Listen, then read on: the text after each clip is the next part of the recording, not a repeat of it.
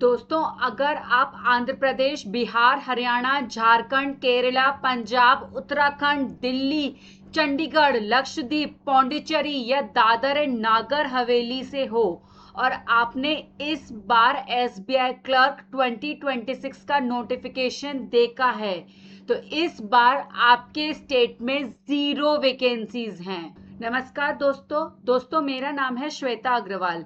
तो दोस्तों, इस बार का अगर आपने एसबीआई क्लर्क 2026 का नोटिफिकेशन देखा है तो आपने ये जरूर देखा होगा कि कई स्टेट्स में वैकेंसीज ही नहीं आई हैं। तो ऐसे में क्या आप अप्लाई नहीं कर पाओगे? और अगर आप दूसरे स्टेट से अप्लाई करते हो तो लोकल लैंग्वेज प्रोफिशिएंसी टेस्ट का क्या होगा? क्या आपको एग्जाम देने उसी स्टेट में जाना होगा? आपका एग्जाम सेंटर उसी स्टेट में आएगा? आपकी पोस्टिंग कहाँ होगी? अगर आपकी पोस्टिंग उसी स्टेट में होती है तो क्या बाद में आपका ट्रांसफर अपने होम स्टेट में हो पाएगा? तो दोस्तों, इस वीडियो में मैं आपको बताऊंगी कि आप कहां से अप्लाई कर सकते हैं, क्या रूल है और कौन से स्टेट से आप अप्लाई करोगे तो आपके लिए बेस्ट रहेगा। साथ के साथ वीडियो को एंड तक जरूर देखिएगा क्योंकि वीडियो के एंड में मैं आपको एक वार्निंग भी बताऊंगी। तो दोस्तों, एसबीआई ने 11 अगस्त को एसबीआई क्लर्क का नोटिफिकेशन रिलीज किया है जिसके जरिए टोटल 9,766 वैकेंसीज रिलीज करी गई हैं और इसमें अगर रेगुलर वैकेंसीज की बात करें तो 7,680 रेगुलर वैकेंसीज आई हैं और बैकलॉग वैकेंसीज की बात करें तो 2,086 बैकलॉग वैकेंसीज हैं। तो इतनी टोटल वैकेंसीज रिलीज करी गई हैं एसबीआई क्लर्क की। कैटेगरी वाइज वैकेंसीज की बात करें तो जनरल की 3,253 वैकेंसीज है, ओबीसी की 1,716, एससी की 1,114, एसटी की 837 और ईडब्ल्यूएस की 760 वैकेंसीज हैं। एप्लीकेशन की डेट्स 11 अगस्त से 31 अगस्त है और प्रीलिम्स एग्जाम सितंबर एंड में होगा। अब जैसा कि मैंने आपको पहले भी बताया कि इस बार एसबीआई क्लर्क में हर स्टेट में वैकेंसी नहीं आई है। तो किन किन स्टेट्स में वैकेंसी नहीं आई है? आंध्र प्रदेश, बिहार, हरियाणा, झारखंड, केरला, पंजाब, उत्तराखंड, दिल्ली, चंडीगढ़, लक्षद्वीप, पौंडीचेरी और दादर और नागर हवेली। इन स्टेट्स और यूनियन टेरिटरीज में इस बार कोई भी वैकेंसी रिलीज नहीं हुई है। तो अगर आप भी इन्हीं स्टेट या यूनियन टेरिटरी से हो तो आगे का जो वीडियो का पार्ट है उसको ध्यान से सुनना। यहाँ पर एक बात समझना बहुत जरूरी है कि जो एसबीआई क्लर्क का ये रिक्रूटमेंट है वो स्टेट स्पेसिफिक है, वो नेशनल लेवल का रिक्रूटमेंट नहीं है।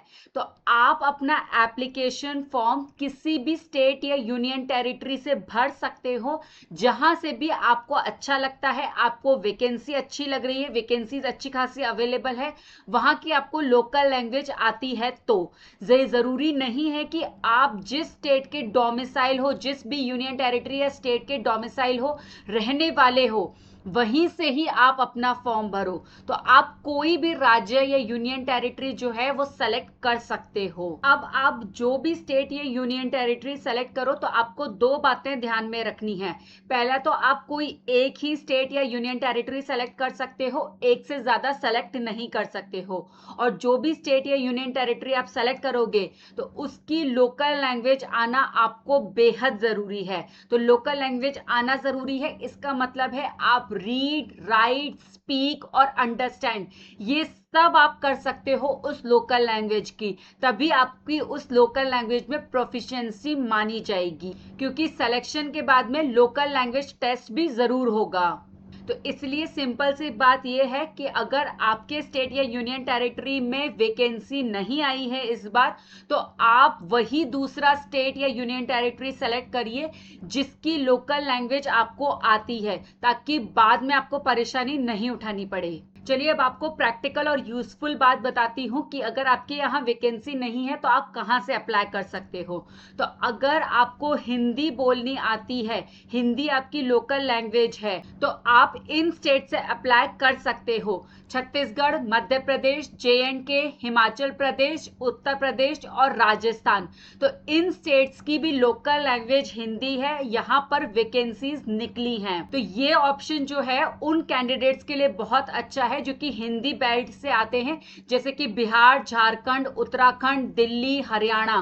तो यहाँ पर वैकेंसीज नहीं निकली है, लेकिन ये बच्चे जो हैं वो हिंदी अच्छे से बोल और लिख सकते हैं, तो वो अपने राज्य के अलावा राजस्थान, एमपी, छत्तीसगढ़ जैसे राज्य जहाँ की भाषा हिंदी ही है, वहां से अप्लाई करने के लिए सोच सकते हैं। अगर आपकी लोकल लैंग्वेज तेलुगु है तो आंध्र प्रदेश से तो वैकेंसी नहीं निकली है, लेकिन उस केस में आप हैदराबाद से फॉर्म भर सकते हो, क्योंकि वहां की लोकल लैंग्वेज भी तेलुगु है। इसी तरीके से दादरा एंड नागर हवेली वाले और दमन एंड दीहू वाले गांधीनगर गुजरात से अप्लाई कर सकते हैं, क्योंकि वहां की लोकल लैंग्वेज भी गुजराती है। पौंडीचेरी वाले चेन्नई तमिलनाडु से अप्लाई कर सकते हैं, क्योंकि वहां की लोकल लैंग्वेज तमिल ही है। तो बॉटम लाइन ये है कि लोकल लैंग्वेज के बेसिस पर स्टेट चुनो, ना कि कितनी वैकेंसीज हैं, इस बात को ध्यान में रखकर। क्योंकि अगर आप पंजाबी हो और अगर आप गुजरात स्टेट चूज कर लेते हो तो बाद में प्रीलिम्स और मेंस एग्जाम क्लियर करने के बाद भी आप लोकल लैंग्वेज टेस्ट में अटक सकते हो।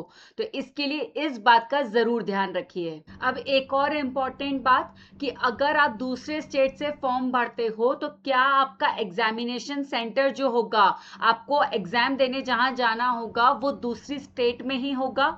तो ये बिल्कुल जरूरी नहीं है।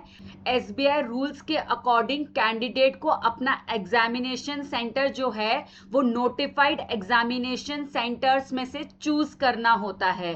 तो आप अपने स्टेट या अपने राज्य में भी अपना एग्जामिनेशन सेंटर चूज कर सकते हो और वहां पे भी एग्जाम देकर आ सकते हो। तो ये बिल्कुल जरूरी नहीं है कि आपको एग्जाम देने के लिए उसी दूसरे स्टेट में जाना होगा। लेकिन लोकल लैंग्वेज टेस्ट के केस में सिचुएशन डिफरेंट हो सकती है। तो लोकल लैंग्वेज टेस्ट के लिए बैंक जो है वो उसी स्टेट में अपने अकॉर्डिंग सेंटर डिसाइड करता है। तो आपको लोकल लैंग्वेज टेस्ट देने के लिए उस स्टेट के उसी सेंटर पर जाना पड़ सकता है, और ये जो है उसके एक्सपेंसेस भी आपको ही बेयर करने पड़ेंगे। जरूरी नहीं है कि बैंक आपको इसके एक्सपेंसेस कवर करके दे, तो ये भी आपको ध्यान में रखना होगा। तो आप अपना एग्जामिनेशन सेंटर जो है वो तो खुद चूज कर सकते हो फॉर्म भरते वक्त, लेकिन लोकल लैंग्वेज प्रोफिशिएंसी टेस्ट देने के लिए आपको उसी स्टेट के बैंक के स्पेसिफाइड सेंटर पर जाना पड़ सकता है। अब सिलेक्शन हो गया तो पोस्टिंग कहाँ मिलेगी, तो ये भी बहुत इंपॉर्टेंट है।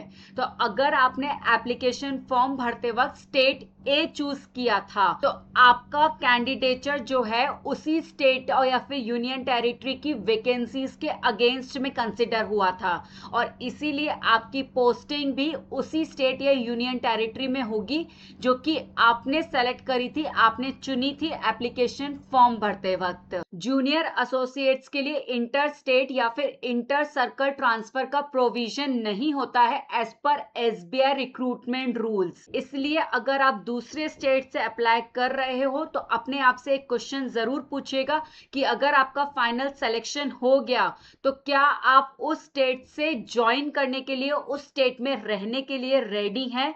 और अगर आपका आंसर यस है तो ही आप उस स्टेट को कंसिडर करिए और उस स्टेट से अपना एप्लीकेशन फॉर्म भरिए, क्योंकि ट्रांसफर की गुंजाइश तो ना के बराबर ही है।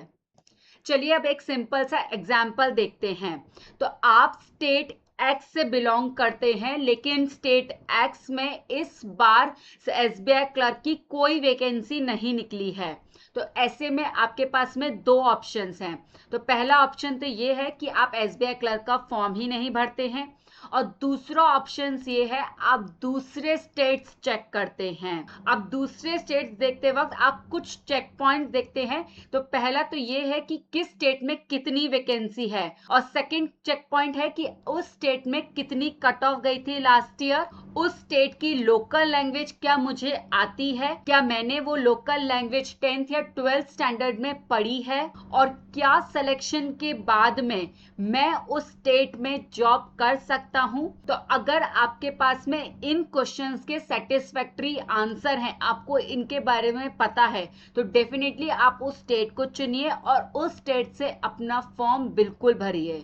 दोस्तों एक चीज मैं आपको क्लियर करना चाहती हूँ, कि इस पूरे रिक्रूटमेंट साइकिल में आप सिर्फ एक बार ही फॉर्म भरकर एग्जाम दे सकते हो।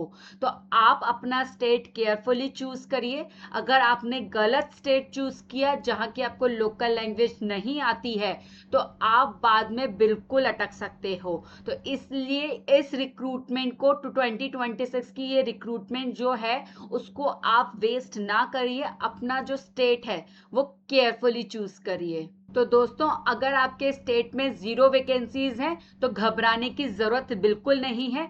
आपको सिर्फ स्मार्ट चॉइस करनी है। तो आप अपनी लोकल लैंग्वेज के अकॉर्डिंग अपनी स्टेट चुनिए और 31 अगस्त से पहले फॉर्म भर दीजिए। और सितंबर में इसका प्रीलिम्स एग्जाम होगा, तो अपनी तैयारी में बिल्कुल लग जाइए। अगर आपको वीडियो यूजफुल लगा हो तो वीडियो को लाइक करिएगा और अपने दोस्तों के साथ में जरूर शेयर करिएगा। साथ के साथ चैनल को भी सब्सक्राइब करिएगा। इसके अलावा आप मुझे कमेंट में जरूर बताइए कि आप किस स्टेट को बिलोंग करते हो और आपकी स्टेट में वैकेंसीज है या नहीं है। अगर आपकी स्टेट में 0 वैकेंसीज है तो मैं आपको बेस्ट पॉसिबल ऑल्टरनेटिव बताने की पूरी कोशिश करूंगी। तो चलिए मिलते हैं नेक्स्ट वीडियो में एक और ऐसी जानकारी के साथ में। तब तक के लिए नमस्कार।